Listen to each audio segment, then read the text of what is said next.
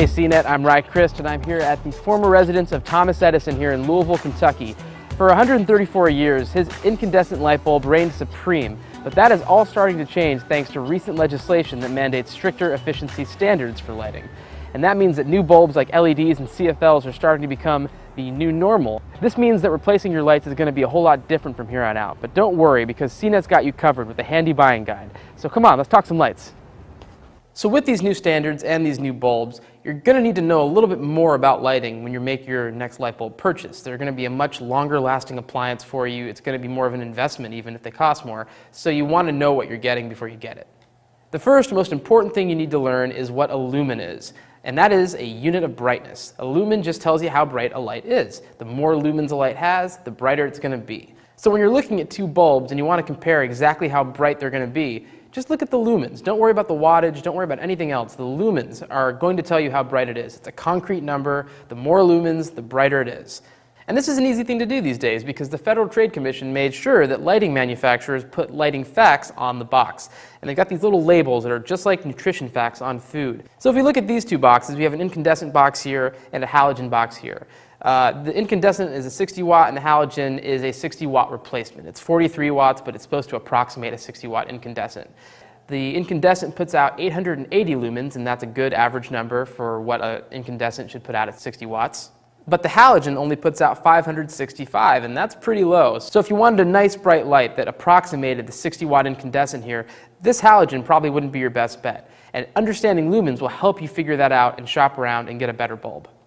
The other principle that you're really going to want to know and understand is color temperature. The way this works is you've got a scale of temperature from 2700 degrees Kelvin or so to 6000 degrees Kelvin.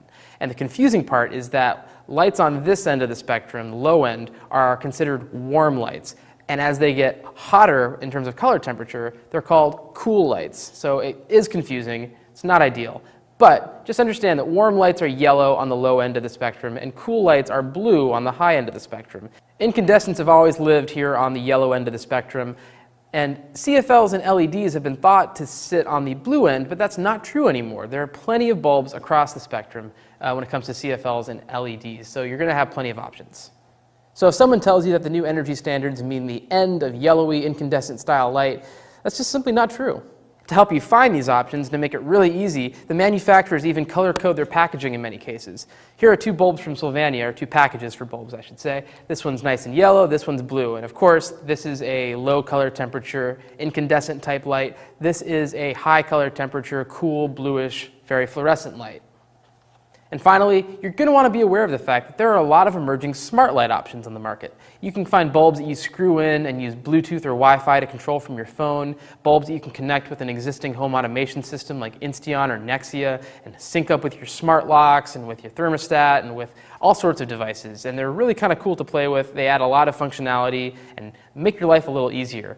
There are also lights like the Philips Hue that change color on demand and are great at parties. You can sync it up to your music and have all sorts of fun recipes with IFT going on. It's just a lot of fun. A little expensive and kind of a novelty, but as novelties go, this is one that I kind of love.